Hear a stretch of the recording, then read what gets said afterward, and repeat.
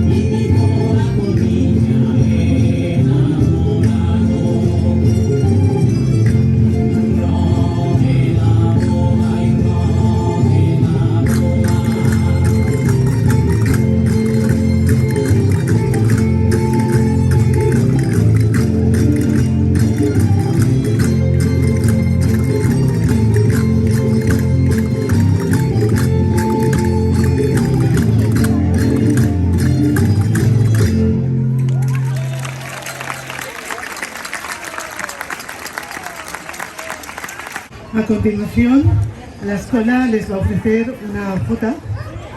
Las jotas son unos bailes de finales del siglo XVIII de ritmo ternario que surgen como una alternativa a los complicados y ceremoniosos boleros.